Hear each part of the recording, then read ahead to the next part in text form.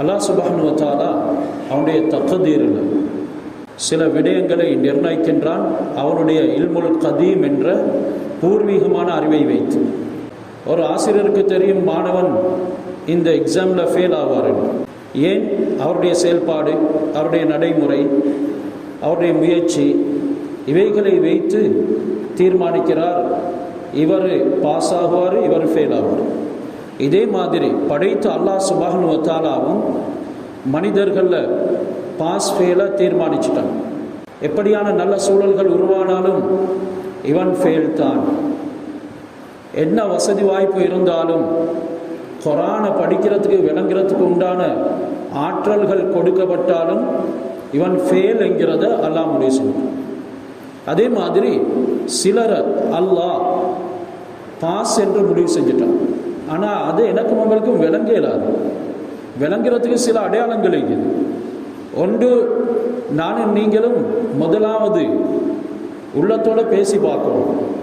என்னுடைய செயல்பாடு எப்படி இருக்குது, நான் யார், என்ற நஃப்ஸுக்கும் எனக்கும் என்ன தொடர்பு, என்ற இச்சைகளுக்கு முதல் உரிமை கொடுக்கப்படுவதா? இச்சை எனும் பொழுது சிலவங்க ஏதோ ஒன்றை விளங்கி வச்சு கொண்டிருக்கிறது. அல்லாஹ்வுடைய கட்டளைகளை முறியடிச்சுட்டு வீணாக உட்கார்ந்திருக்கிறதும் மனோ இச்சை தான். காலையில் மஸ்ஜிதுக்கு பாதத்தை எடுத்து வைக்காமல் வீட்டில் தொழுறதும் மனோ இச்சை தான். இவர்கள் எல்லாம் அதனையே தெய்வங்களாக கொண்டவர்கள். யார் மனோ இச்சைகளை தெய்வங்களாக கொண்டார்களோ அவர்கள் அல்லாஹ் சுப்ஹானஹு வ தஆலா குர்ஆன்ல இழிவுபடுத்தி பேசுகிறான். பார்த்தீங்களா, இவனை மனோ இச்சை தெய்வமாக கொண்டவன். இப்படி சில அல்லாஹ்வுடைய படைப்பினங்கள்ல பிரித்து வைத்தான் அல்லாஹ். அவர்களை யூதர்கள் மற்றும் நசாராக்கள், முஸ்லீம்கள், அல்லாஹ்வை ஏற்காதவர்கள், ஏத்திஸ்ட்கள், நாஸ்திகர்கள், மேலும் பலவிதமான கொள்கைகளை கொண்டவர்கள் என்றெல்லாம் அல்லாஹ் சுப்ஹானஹு வ தஆலா பிரித்து வைத்திருக்கின்றான்.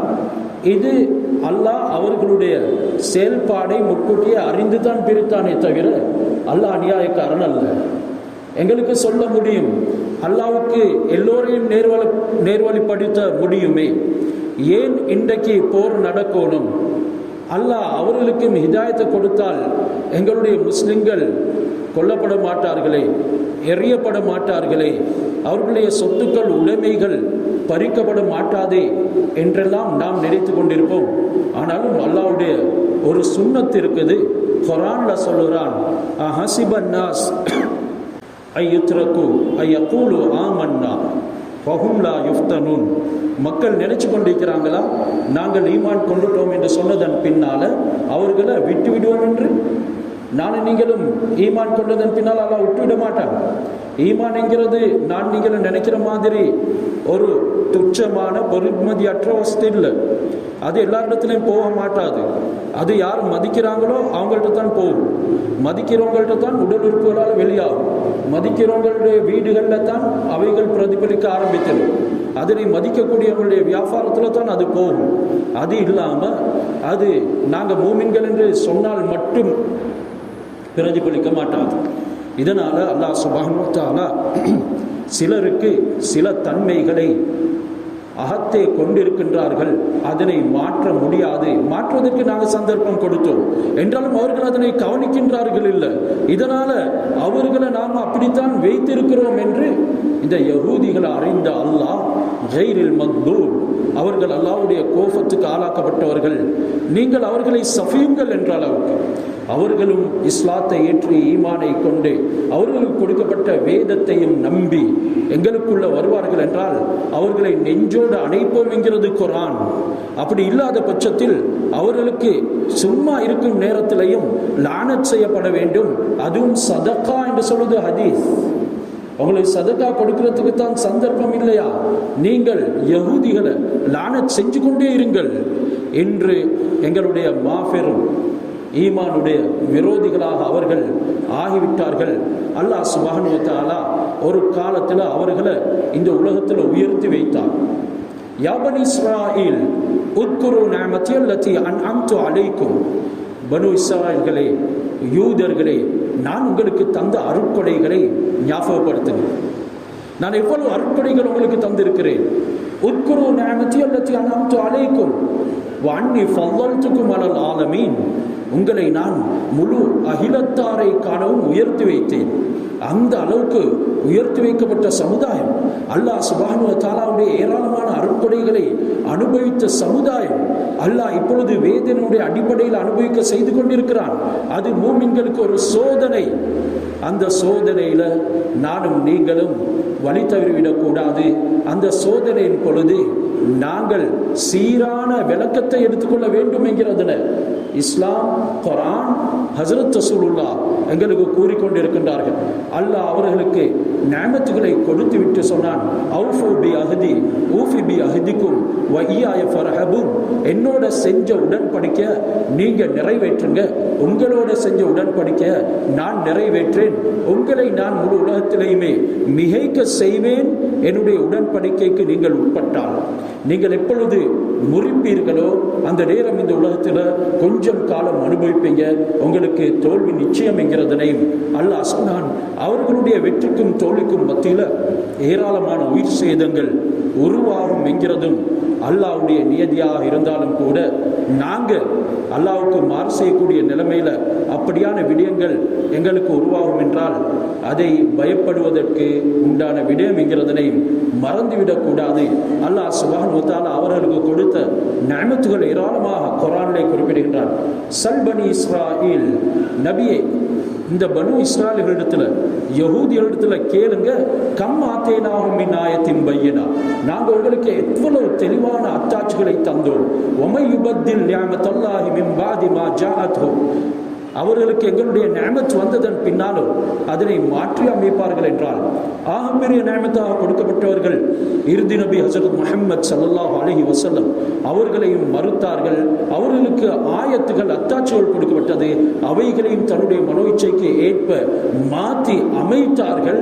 அல்லாஹ் சுப்ஹானஹு வ தஆலா சொல்கிறான், என்னுடைய அந்த தெளிவான ஆதாரங்கள் வந்ததன் பின்னாலும் யாரை அதனை மாற்றி அமைக்கின்றார்களோ ஃபைன்னல்லாஹ ஷதீதுல் இகாப், அல்லாஹ் அப்படியானவர்களை கடுமையாக வேதனைப்படுத்துவார். எனவே இந்த யஹூதிகளுடைய பூர்வீகம் என்ன, அவர்களுடைய தோற்றம் என்ன என்பது கூட நாங்கள் படிக்கிறது கிடையாது. இன்றைக்கு துனியா மிளிர வேண்டும் என்கிறதுக்காக வேண்டி படிக்கக்கூடியவைகள் ஏராளமாக இருக்குது. ஆனால் மார்க்கம் அறியப்பட வேண்டுமே, நானும் இதில் தெளிவு பெற வேண்டுமே, இதனால என்னுடைய ஈமானையும் பலப்படுத்திக் கொள்ள வேண்டுமே என்ற விடயங்களை படிக்கிறவங்க இன்றைக்கு ஆகவே குறை. காரணம் என்ன? அந்த படிப்பும் மனோச்சையாக இருக்குது. எது மார்க்கத்துக்கு உடந்தையாக இருக்குதோ அதை படிக்கிறதுக்கு நானும் நீங்களும் தயார் இல்லை. இதனால் இந்த யஹூதிகள் அசிலே பனு இஸ்ராயல்களை சேர்ந்தவர்கள் தான். ஹஜ்ரத் மூசா அலைஹிஸ்ஸலாம் அவர்களுடைய காலத்தில் அவர்களுடைய ஹிஜ்ரத் நடந்தது. அதாவது ஹஜ்ரத் மூசா அலைஹிஸ்ஸலாம் அவர்கள் தன்னுடைய தேசத்தில் இருந்து, ஷாமுடைய பகுதியில் இருந்து வருகிறார்கள் காபத்துல்லாவுக்கு ஹஜ் செய்வதற்கு. அந்த நேரம் யூதர்களே அல்லாவை ஏற்றுக்கொண்டவர்கள், மூசா அலைஹிஸ்ஸலாம் அவர்களை நபியாக ஏற்றுக்கொண்டவர்கள் ஹிஜ்ரத் செய்து வந்தார்கள் காபாவுக்கு வந்து அவர்கள் ஹஜ்ஜை முடித்து திரும்பி போகக்கூடிய சந்தர்ப்பத்தில் அந்த யஹூதிகளில் சிலர் மதீனாவிலே தங்கிவிட்டார்கள். மதீனாவுக்கு போனவர்கள் அங்கே யஸ்ரிபின் ஊடாக அவர்களுடைய பயணம் தொடங்கப்படும் பொழுது திரும்பி செல்லப்படும் நேரத்தில் மதீனாவிலேயே தங்கிவிட்டார்கள். அந்த தங்கியவர்கள் தான் ஆரம்பத்தில் அங்கே வந்து குடியிருந்த யஹூதிகள். இவர்கள் ஹஜ்ரத் ரசூலுல்லாஹி ஸல்லல்லாஹு அலைஹி வஸல்லம் அவர்களோட சேருவதற்கு எந்த வழியும் கிடையாது. அந்த ஆரம்ப யஹூதிகள் ஹஜ்ரத் ரசூலுடைய குடும்பத்தில் சேர முடியாது. அங்கே அப்படியான ஒரு ஷஜரா லீனியேஜ் கிடையாது. என்றாலும் ஹஜ்ரத் ரசூலுல்லாஹி ஸல்லல்லாஹு அலைஹி வஸல்லம் அவர்கள் யஹூதிகளுடைய ஒரு பெண்ணை திருமணம் முடித்தார்கள். அவர்கள் தான் சஃபியா பின்த் ஹுயை ரலியல்லாஹு தஆலா அன்ஹா. அவர்கள் யூத பெண்மணி. அந்த வகையில் தான் யூதர்கள் ஹஜ்ரத் ரசூலுல்லாஹி ஸல்லல்லாஹு அலைஹி வஸல்லம் அவர்களோட வெறுமனே அந்த மாமாமார் மச்சான்மார் என்ற ஒரு பரம்பரைக்கு உள்ளாகிறார்களே தவிர அப்படி இல்லாமல் ஹஜ்ரத் ரசூலுல்லாஹுக்கும் யூதர்களுக்கும் மத்தியில் வேற சம்பந்தம் கிடையாது. யூத பெண்மணிகளில் ஒரே ஒரு பெண்ணைத்தான் நபி ஸல்லல்லாஹு அலைஹி வஸல்லம் அவர்கள் திருமணம் முடித்தார்கள். தன்னுடைய அஹ்லாக்கை காட்டினார்கள். ஹஜ்ரத் ரசூலுல்லாஹை எந்த நேரத்திலையும் சேதப்படுத்துவதற்கு எதிர்பார்த்து இருந்தவள் நபி ஸல்லல்லாஹு அலைஹி வஸல்லம் அவர்கள் கைபர்ல பிடித்து கொண்டு வந்த அவர்களை கூடாரத்துக்குள்ளே எடுக்கின்றார்கள். சஹாபாக்கள் பேசிக்கொள்கின்றார்கள். சஃபியா ஒரு அடிமை பெண்ணாக நபி அவர்களிடத்தில் போறாளா அல்லது ஒரு உம்மஹாத்துல் முஃமினாக ரசூல் இடத்துல போறாளா? அவர்களே முடிவெடுத்துக் கொள்கிறார்கள். சஹாபாக்கள் காலையில் நபி அவர்கள் கூடாரத்துக்கு முன்னால திரை போட்டப்பட்டு இருந்தால் அவங்க உம்மஹாத்துல் முஃமினில் சேர்ந்தவர்கள் தான். திரை அகற்று இருந்தால் அவள் அடிமை பெண் தான். ஆனால் திரை போட்டார்கள். எந்த அளவுக்கு ஹசரத் ரசூலுல்லாஹ்வுக்கும் அந்த யூத பெண்மணி ஹசரத் சஃபியா ரலியல்லாஹு தஆலா அன்ஹா அவர்களுக்கும் மத்தியில் சம்பாஷணை பேச்சுவார்த்தை தொடர்ந்து நடந்தது என்றால் இறுதியில் அவள் எதுவெல்லாம் உள்ளத்தில் மோசமாக ஹசரத் ரசூலுல்லாஹ்வை தாங்கியிருந்தாலோ அது எல்லாத்தையுமே ஏற்கக்கூடியவளாக இந்த உலகத்திலே அவர்களை விட அன்புக்குரியவர்கள் யாரும் இல்லை என்ற அளவுக்கு ஆகிவிட்டாங்க. ஹசரத் ரசூலுல்லாஹ் அவர்களுடைய வலிமாவை கூட அந்த ஹைபரின் போதே விருந்தாக கொடுத்தாங்க. இந்த முறையில் ஹசரத் சஃபியா ரலியல்லாஹு தஆலா அன்ஹா அவங்க ஹாரூன் அலைஹிஸ்ஸலாத்து வஸ்ஸலாம் அவர்களுடைய பரம்பரையை சேர்றதின் காரணமாக அந்த நபிமார்களுடைய சில்சிலாவுடன் அந்த யூத சில்சிலா கொஞ்சமாக முஸ்லிம்களுடன் தொடர்பாகிறது. குறைஷி காஃபிர்கள் தான் மக்காவில் அதிகமாக இருந்தாலும் என்றாலும் யூதர்களுடைய உதவி ஹஸரத் ரசூலுல்லாஹி ஸல்லல்லாஹு அலைஹி வஸல்லம் அவர்களை அழிப்பதற்கு எல்லா சந்தர்ப்பத்திலையும் துணையாக இருந்து கொண்டே இருந்தது. ஹஸரத் ரசூலுல்லாஹி ஸல்லல்லாஹு அலைஹி வஸல்லம் அவர்கள் இறுதியில் அவர்களுக்கும் மன்னிப்பு கொடுத்து அவர்களையும் அல்லாஹ்விடத்தில் நெருக்க வேண்டும் என்பதற்காக பாடுபட்டார்கள். இதனால் பெரிய யூத ஆலிம்கள் கூட பிறகு மதீனாவுடைய சந்தர்ப்பத்துக்கு பின்னால இஸ்லாத்துக்குள்ளே வந்தார்கள். ஹஸரத் ரசூலுல்லாஹி ஸல்லல்லாஹு அலைஹி வஸல்லம் அவர்களுடைய காலத்தில் இருந்த யூதர்கள் பிரதமனமான கூட்டத்தினர்கள் 3. அதில் ஒன்று பனு குரைலா, பனு நுலைர், பனு கைனுகா என்று சொல்லப்படக்கூடியவர்கள். இவர்கள் எல்லாருமே அந்த ஷாம்ல இருந்து ஹிஜ்ரத் செஞ்சு வந்து பிரிஞ்ச கூட்டத்தினர்கள் தான். இதில் பனு கைனுகா கூட்டத்தினர் ஹஸரத் யூசுப் அலைஹிஸ்ஸலாம் அவர்களுடைய பக்கம் அந்த லீனியேஜின் பக்கம் சேர்ந்து விடுகின்றார்கள். சகத்னு அவுசத்தல் மதீனா. இந்த பனு கைனுகாக்கள் மதீனாவில் நடுப்பகுதியில் வசித்து வந்தார்கள். இவர்கள் வியாபாரம் செய்தார்கள். மற்றுமுண்டான திறமைகளை இவர்கள் சந்தைமயப்படுத்தினார்கள். இதனால் பெரும் வியாபாரிகளாகவும் பெரும் செல்வந்தர்களாகவும் ஆகிட்டார்கள். பனு குரைலாக்களும் பனு நுலைர்களும் மதீனாவுடைய சுற்றுப்புறத்தில் வசித்து வந்தார்கள். அவர்கள் அதிகமாக விவசாயங்கள் விளைநிலங்களை சொந்தமாக்கி கொண்டிருந்தார்கள். விவசாயம் செய்யக்கூடியவர்களாக ஆகிவிட்டார்கள். மதீனாவுடைய உட்புறத்தில் இந்த பனு கைனுகாக்கள் ஊடுருவி சென்றார்கள். அவர்களுடைய எல்லா விதமான ஆயத்தங்களையும் அங்கே ஏற்படுத்த ஆரம்பித்து விட்டார்கள். அந்த பனு கைனுகாவுக்கு பின்னால மதீனாவுக்கு ஹிஜ்ரத் செய்து வருகின்றார்கள். யமன்ல இருந்த ஒரு கூட்டம், அவர்கள் அரபிகள், அவர்கள் தான் அவுஸ் ஹஸ்ரஜ் என்ற கூட்டத்தினர். இவர்களை யகூதிகள் தன்னிடத்திலே ஏற்றுக்கொண்டார்கள். இவர்களுடன் ஒரு நேசத்தை, ஒரு அலையன்ஸை உண்டு பண்ணி கொண்டார்கள். அவர்களோட செஞ்ச உடன்படிக்கை அதுவும் வெறுமனே துனியாவுடைய நோக்கத்துக்காகவும் துனியா மிளர வேண்டும் என்பதற்காகவும் இருந்தது. ஏனெனில் யமனில் உள்ளவர்கள் நல்ல விவசாயத்தில் தேர்ச்சி பெற்றவர்கள். அவர்களின் ஊடாக எங்களுடைய விவசாயத்தை மேலோங்கிக் கொள்ள முடியும், அதனுடைய வளர்ச்சிகளை மென்மேலும் முன்னேற்றங்களை உருவாக்கி கொள்ள முடியும் என்று முயற்சி செய்தவர்கள் அவர்களை அடிமையாகவே பாவித்தார்கள். எந்த அளவுக்கென்றால் விவசாயம் மற்றும் கூலி வேலைகளில் யகூதிகள் யமன்ல இருந்து வந்த அரபிகளை நிறுவினார்கள். பிறகு அவர்களில் யாரெல்லாம் பூமிகளை சொந்தமாக்கி இருந்தார்களோ அதில் சில பூமிகள் இருக்குது மௌத்தான பூமிகள் என்று சொல்லுவார்கள். அதாவது புட்பூண்டுகள் முளைக்கிறதுக்கு தகுதி இல்லை. சில பூமிகளில் குறிப்பிட்ட சில விளைச்சல் தான் வரும், எல்லா விதமான விளைச்சலும் எதிர்பார்க்க முடியாது. அப்படியான இடங்கள்ல இந்த யமன்ல இருந்து வந்த அவுஸ் ஹஸ்ரஜ் கோத்திரத்தை போட்டு அவைகளை உயிர்ப்பிப்பதற்கு, அவைகளை மிளிர செய்வதற்கு இவர்கள் பயன்படுத்தினார்கள். இறுதியில் என்ன நடந்தது? இவர்கள் நல்ல முறையிலே முன்னேறி வந்தார்கள். யகூதிகள் பொறாமை கொண்டார்கள். தலைமைத்துவம், மதீனாவுடைய தலைமைத்துவம் இந்த அவுஸ் ஹஸ்ரஜ்க்கு போய்விடுமோ என்று இப்ப சூழ்ச்சி செய்ய ஆரம்பித்தார்கள். சூழ்ச்சி செய்ய ஆரம்பித்து அவர்களுக்கு மத்தியிலே அவ்வளவு காலம் இருந்த நேசத்தை ஹவுஸ் ஹஸ்ரஜ் ஒரே ஊரில் இருந்து வந்தவர்களை பிரித்தார்கள். அவர்களுக்கு மத்தியில் 120 வருடங்கள் தொடர்ந்து யுத்தம் நடந்து கொண்டே இருந்தது. யுத்தத்தில் மிகவும் களைப்படைந்த அவர்கள் இதுக்கு பின்னாலே இயலாது, நாங்கள் ஒரு உடன்படிக்கைக்கு வருவோம், எங்களுக்கு மத்தியில் ஒரு சமாதான ஒப்பந்தத்தை செய்து கொள்வோம், இதற்கு யார் தலைவராக ஆக்குறது என்று பார்த்து அவர்கள் ஹஸ்ரஜ் கோத்திரத்தை சேர்ந்த உபை இப்னு சலூல், அதாவது முனாஃபிக்கீன்களுடைய தலைவர் அப்துல்லா இப்னு உபை இப்னு சலூலை தலைவராக ஒரு அரசனாக அவர்கள் ஏற்றுக்கொண்டார்கள். அனைத்து பிரச்சனைகளும் அவர்களிடத்தில் தான் போகும், அவர் தான் அதனை தீர்த்து வைப்பார். இந்த கட்டத்தில் தான் ஹஸரத் ரசூலுல்லாஹி ஸல்லல்லாஹு அலைஹி வஸல்லம் அவர்கள் ஹிஜ்ரத் செய்து வருகிறார்கள். என்றாலும் அவர்களுக்கு மத்தியில் இருந்த பகமை, யுத்தம் நிற்கவில்லை. நபி ஸல்லல்லாஹு அலைஹி வஸல்லம் அவர்கள் வந்ததன் பின்னால அவர்களுடைய விட்டு கொடுப்பு, செவிமடிப்பு, அவர்களுடைய அஹ்லாக், நல்ல பண்புகளை கண்டவர்கள் ஹஸரத் ரசூலுல்லாஹி ஸல்லல்லாஹு அலைஹி வஸல்லம் அவர்களை சேர ஆரம்பித்துட்டாங்க. நபி ஸல்லல்லாஹு அலைஹி வஸல்லம் அவர்களோட சூழ்ந்து அவர்களுடைய பேச்சை அதிகமாக கேட்க ஆரம்பித்து விட்டாங்க. ஹஸரத் அல்லாஹ் சுப்ஹானஹு வ தஆலா எந்த அளவுக்கு ரசூலாவை ஏற்றுக்கொள்ளக்கூடியவர்களை மதீனாவிலே உருவாக்கினான். ஒரு நல்ல சந்தர்ப்பம் உருவானது. மக்காவில் இருந்து காரிமார்களை வரவழைத்து ஹஸரத் ரசூல் அதற்கு முன்னாலே ஏற்பாடு செய்திருந்தார்கள்.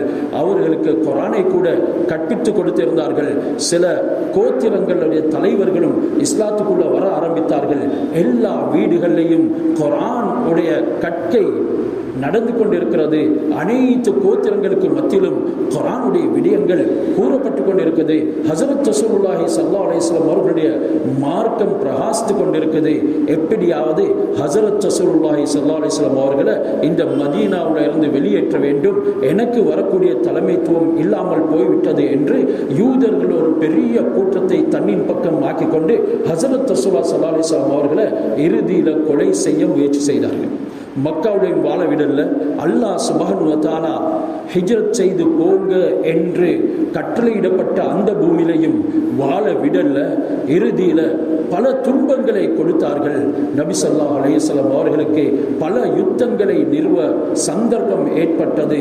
மதீனாவில் ஏராளமான யுத்தங்கள் கூட நடந்தது. இறுதியில் நபி ஸல்லல்லாஹு அலைஹி வஸல்லம் அவர்களுடைய மானத்தோடு விளையாடினார்கள். ஹஸரத் ஆயிஷா ரலியல்லாஹு தஆலா அன்ஹா அவர்களை விபச்சாரி என்றார்கள்.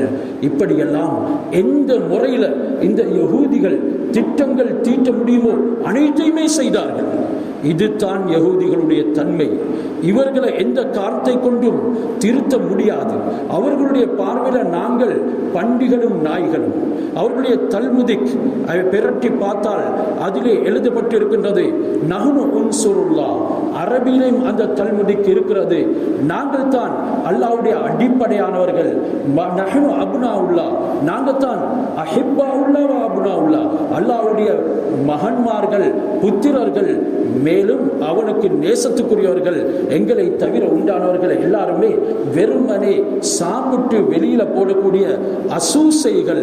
அவர்களுடைய அனைத்துமே எங்களுக்கு ஹலால். அவர்களை கொலை செய்வது எங்களுக்கு மார்க்கம், தர்மம் என்ற அளவுக்கு அவர்கள் வந்தார்கள். இறுதியில் எங்களை அவர்கள் எந்த அளவுக்கு கேவலப்படுத்தினார்கள் என்றால், எங்களில் யாரையுமே கொலை செய்தால் யாராலும் கேட்கவும் கூடாது என்ற அளவுக்கு அவர்கள் ஆக்கினார்கள். அதுதான் இன்றைக்கு உலகமும் ஏற்றிருக்கிறது. இதனால் சிலர் என்ன நடந்தது என்றால், நேசம் கொண்டார்கள், சில உடன்படிக்கைக்கு உள்ளானார்கள். அரபு நாடுகள் கூட இன்றைக்கு அவர்களுடைய சொல் கேட்டு நடக்கக்கூடிய அளவுக்கு மாறிவிட்டு இருக்குது. முஸ்லிம்கள் கொலை செய்யப்படுகின்றார்கள், நாசப்படுத்தப்படுகின்றார்கள், வாழ்க்கை சின்ன பின்னப்படுகின்றது, அவர்களுடைய குடும்பங்கள் சிதறடிக்கப்படுகின்றது, ஒவ்வொரு நாளும் மௌத்தாக்கள் விழுந்து கொண்டிருக்கின்றது. இப்படியானவர்களுடன் நீங்கள் போராடுங்கள், அதுதான் உங்களுக்கு சொர்க்கத்தை கொண்டு வந்து தரும், அல்லாஹ்வுடைய பொருத்தத்தை கொண்டு வந்து தரும் என்ற அளவுக்கு அந்த வீரர்கள் தைரியப்பட்டார்கள். இதனால் அவர்களுக்கு எதிராக பேசுவதற்கு எங்களுக்கு எந்த விதமான அருகதையும் கிடையாது என்கிறதனையும் நாங்கள் மறந்துவிடக்கூடாது. ஹஸரத் ரசூலுல்லாஹி ஸல்லல்லாஹு அலைஹி வஸல்லம் அவர்கள் மதீனாவுக்கு வந்து ஏற்படுத்திய அந்த நேசம், பாசம் எந்த அளவுக்கு மறுபடியும் அவர்கள் சீர்குலைக்கப்படுகின்றார்கள். முனாஃபிக்கீன்கள் நுழைந்து ஹஸரத் ரசூலுல்லாஹ் ஏற்படுத்திய அந்த ஒற்றுமையை பிரித்தார்கள். ஹஸரத் ரசூலுல்லாஹ் மீண்டும் அவர்களிடத்தில் படாத பாடுபட்டு முயற்சிகளை செஞ்சு அந்த ஒற்றுமையை உருவாக்க முயற்சி செஞ்சாங்க. அல்லாஹ் சுப்ஹானஹு வ தஆலாவும் உறுதுணையாக இருந்து குர்ஆன் உடைய ஆயத்தை இறக்கினான். உத்குரு நிஅமத்தல்லாஹி அலைக்கும், அல்லாஹ் உங்களுக்கு தந்த நிஅமத்துகளை, அருட்கொடைகளை, வெகுமதிகளை நீங்கள் நினைவு கூறுங்கள். இக்குந்தும் அஅதாஅன், நீங்கள் பகைவர்களாக இருந்தீர்கள். ஃபஅல்லஃப பைன குலூபிக்கும், அல்லாஹ் உங்களுடைய உள்ளங்களுக்கு மத்தியில ஒற்றுமைப்படுத்தினான். வகுந்தும் அலா ஷஃபா ஹுஃப்ரத்தின் மினன் நார், நீங்க நரகத்தினுடைய விளிம்புல இருந்தீங்க. ஃபஅன்கதகும் மின்ஹா, அல்லாஹ் அதுல இருந்து உங்களை பாதுகாத்தான். ஃபஅஸ்பஹ்தும் பிநிஅமதிஹி இஹ்வானா, இந்த இஸ்லாம் என்ற நியமத்தை கொண்டு அல்லாஹ் உங்களை சகோதரர்களாக ஆக்கினான். என்றாலும் கூட இந்த யூதர்கள் வழிபடுவதற்கு வரவில்லை. இறுதியிலே ஹஸரத் ரசூலுல்லாஹி ஸல்லல்லாஹு அலைஹி வஸல்லம் அவர்களுக்கு எதிராக இவர்கள் பாடுபட ஆரம்பித்தார்கள். அதனுடைய விளைவாக ஹஸரத் ரசூலுல்லாஹி ஸல்லல்லாஹு அலைஹி வஸல்லம் அவர்களோட ஒப்பந்தங்கள் கூட செஞ்சு கொண்டார்கள். அந்த ஒப்பந்தங்கள் கிதாபுகளிலும் எழுதப்பட்டிருக்கின்றது. முறியடித்தார்கள். அனைத்து ஒப்பந்தங்களையும் அவர்கள் முறியடித்தார்கள். நபி ஸல்லல்லாஹு அலைஹி வஸல்லம் அவர்களை கொலை செய்தே ஆக வேண்டும் என்கிறதுக்கு பல கங்கணங்கள் கட்டினார்கள். இறுதியில் ஹஸரத் ரசூலுல்லாஹ் அனைத்திலும் வெற்றி பெற்று அந்த ஹைபருடைய சந்தர்ப்பத்தில் யஹூதிகளை மதீனாவை விட்டு வெளியேறுமாறு சொன்னார்கள். அவர்கள் மதீனாவில் இருந்து வெளிப்பகுதிகளில் போய் வாழ ஆரம்பித்தார்கள். அதுக்கு பின்னாலும் அவர்களுடைய சூழ்ச்சி நிற்கவில்லை. எந்த அளவுக்கென்றால் மார்க்க போர்கள் நடக்கும் பொழுது செய்யப்பட்ட ஒப்பந்தங்கள் தான் யகூதிகளான நீங்க எங்களுக்கு எதிராக ஆயுதம் தூக்கக்கூடாது, ஆனால் அதனையும் முறியடித்தார்கள். ஹஸரத் ரசூலுல்லாஹ் எல்லா விதமான முயற்சிகளையும் செய்து அவர்களுக்கு மத்தியில் ஏற்படுத்திய அந்த ஒப்பந்தத்தில் நபி ஸல்லல்லாஹு அலைஹி வஸல்லம் எந்த ஒரு முஃமினுடைய சொத்துக்களை நீங்கள் அபகரித்தாலும் கூட அதற்கு காரணம் கூறும் இடத்து அது உங்களுக்கு சொந்தம் என்ற அளவுக்கு பணிந்து சென்றார்கள். ஆனாலும் அவர்கள் முஸ்லிம்களுடைய வஸ்துகளை அபகரிப்பார்கள், அது எங்களுக்கு மார்க்கம் என்ற அளவுக்கு அதனை திருப்பி கொடுக்க மறுத்தார்கள். இப்படி கையில் எண்ணப்பட்ட சில யகூதிகளை தவிர மற்றவர்கள் எல்லாருமே நபி ஸல்லல்லாஹு அலைஹி வஸல்லம் அவர்களுக்கு எதிராகத்தான் இருந்தார்கள். எங்களோட நீங்க யுத்தம் செய்யக்கூடாது, லக்கும் தீனுக்கும் வலியதீன், நபி அவர்களுக்கு முன்னாலே பாவித்த வார்த்தை என்றாலும் கூட அவர்கள் அதனையும் முறியடித்தார்கள். மேலும் எதுவெல்லாம் நாங்கள் சில சந்தர்ப்பங்களில் எதிரிகளின் மூலமாக பெற்றுக்கொள்கின்றோமோ அது எங்களுக்கும் உங்களுக்கும் மத்தியில் சமசமமாக பிரிய வேண்டும் என்றாலும் ஹக்குகள் வாஜிபாத்கள் என்று ஏதாவது விபச்சாரம் போன்ற விடயங்கள் நடந்தால் அதற்குரிய கடமைகளை நிறைவேற்ற வேண்டும் என்றெல்லாம் சொல்லப்பட்டிருந்துச்சு. ஆனாலும் கூட வரக்கூடியவைகளை முஸ்லிம்களுக்கு சமமாக பிரிக்க மறுத்தார்கள். அந்த உடன்படிக்கையையும் அவர்கள் முறித்தார்கள். முஸ்லிம் பெண்களை சித்திரவதைப்படுத்தினார்கள். அந்த காலத்திலேயே இஸ்லாமிய பெண்களுடன் விபச்சாரம் செய்தார்கள். இப்படியெல்லாம் இவர்கள் உடன்படிக்கையை முறியடித்து இறுதியில் ஹஸரத் ரசூலுல்லாஹி ஸல்லல்லாஹு அலைஹி வஸல்லம் அவர்கள் சொன்னாங்க, அத்தஆயுஷு ஸில்மி பைனல் முஸ்லிமி வல் யஹூத், வாழ்க்கையினுடைய அனைத்து விதமான உரிமைப்பாடுகளும் எங்களுக்கும் இருக்குது உங்களுக்கும் இருக்கிறது. அல் காய்மு அலா அஸ்ஸாஸி நுஸஹி வல் பிர்ரி தூனல் இஸ்மி வத் தஆவுன், நீங்க பாவத்துக்கு இல்லாம நல்ல விடயங்களுக்கு எங்களுக்கு தடை விதிக்க கூடாது, அதுக்கு உதவியாக இருக்க வேணும். ஆறாவது ஒரு நிபந்தனையை நபி ஸல்லல்லாஹு அலைஹி வஸல்லம் சொன்னாங்க, வஹ்தானியத்து ஸல்ததி அலா இஅ்திபாரி நுபுவா அலா நபி ஸல்லல்லாஹு அலைஹி வஸல்லம், இந்த ஆட்சியின் உடைய அமைப்பு அது நுபுவத்தின் உடைய அடிப்படையில் ஹஸரத் ரசூலுல்லாஹி ஸல்லல்லாஹு அலைஹி வஸல்லம் அவர்களுக்கு தான் போக வேண்டும். ஏனெனில் இறுதி நபி, முழு அகிலத்துக்கும் நபி, அவர்கள் வந்திருக்கும் பொழுது அங்கே விட்டு கொடுக்க முடியாது அந்த அதிகார பொறுப்பை. என்றாலும் கூட இல்லை, எங்களுக்கு அந்த அதிகாரம் வேண்டும் என்றார்கள். பலவிதமான வேதனைகளுக்கு துன்பங்களுக்கு முஸ்லிம்களை ஆளாக்கினார்கள். ஆரம்பத்தில் கொஞ்சம் நல்லா இருந்தவர்கள் அதன் பின்னால ஹலீஃபாக்களுடைய காலத்தில் மீண்டும் கொதித்து எழும்பினார்கள். ஒவ்வொரு ஹலீஃபாவையும் கொலை செய்வதற்கு முயற்சி செய்தார்கள். ஹஜரத் உஸ்மான் ரலியல்லாஹு தஆலா அவர்களுடைய காலத்தில் இருந்தே அவர்களுடைய அட்டகாசங்கள் இருந்து கொண்டிருந்தது. நபி ஸல்லல்லாஹு அலைஹி வஸல்லம் காலத்தில் தொடர்ந்து வந்தவைகள் அதன் பின்னால நாடுகள் வெற்றி கொள்ளும் பொருட்டு கொஞ்சம் அமைதியாக இருந்து மீண்டும் கொதித்து எழும்பினார்கள். ஹஜரத் அலி ரலியல்லாஹு தஆலா அவர்களை கொலை செய்தார்கள். பலருக்கு நெஞ்சூட்டினார்கள். இவர்களுடைய முழு நோக்கமே இந்த உலகத்தில் படைப்பு என்றால் நாங்கள் தான், எங்களை தவிர உண்டானவர்கள் எல்லாமே எங்களுக்கு உதவியாக படைக்கப்பட்ட மனித வடிவம் கொடுக்கப்பட்ட மிருகங்கள். அவர்கள் எந்த ஒரு நபியையும் விட்டுவிடவில்லை. ஹசரத் தாவூத் அலைஹிஸ்ஸலாம் அவர்களை விபச்சாரன் என்று சொன்னார்கள். ஹசரத் லூத் அலைஹிஸ்ஸலாம் தன்னுடைய 2 மகள்மார்களோடு அவர் உறவு கொண்டாரு, விபச்சாரம் செய்தாரு என்றெல்லாம் சொன்னார்கள். இவர்களுடைய மபாதி தல்முதிக், அதாவது தல்முதிக் உடைய அடிப்படைகள்ல எதுவெல்லாம் கூறப்படுகின்றதோ அதில் சிலதைத்தான் நான் உங்களுக்கு சொன்னேன். நபிமார்கள் தவறு செய்யக்கூடியவர்கள், அவர்கள் மாசூம் அல்ல என்ற அளவுக்கு அல்லாஹ்வுக்கு கூட தவறை கற்பிக்கக்கூடியவர்கள். அல்லாஹ் டயர்ட் ஆகும், அவனுக்கு மறதி ஏற்படும் என்றெல்லாம் சொல்லி இருக்கின்றார்கள். இவைகளை நம்பாதவர்கள் உண்மையிலே எதிரிகள். இவர்களை கொலை செய்வதுதான் அவர்களுடைய மார்க்கம். ஏனெனில் சூழ்ச்சிகள் எல்லா இடத்திலையும் நடந்து கொண்டிருக்குது. அது எந்த முறையில் எங்களை வந்து சாடுமோ தெரியாது. இதனால சில எச்சரிக்கைக்காக வேண்டி, ஞாபகார்த்தத்துக்காக வேண்டி இந்த விடயங்களை கூறினேன். எப்பொழுதும் நாங்கள் துஆவுல இருப்போம். ஆகப்பெரிய விஷயம்தான் பாவத்திலிருந்து எங்களை பாதுகாத்துக் கொள்வோம். உறுதியாகவே எங்களுடைய சமுதாயம், வாலிபர்கள் இன்றைக்கு யகூதிகளுடைய முழு சதி வலையிலையும் சிக்கி கொண்டு இருக்கின்றார்கள்.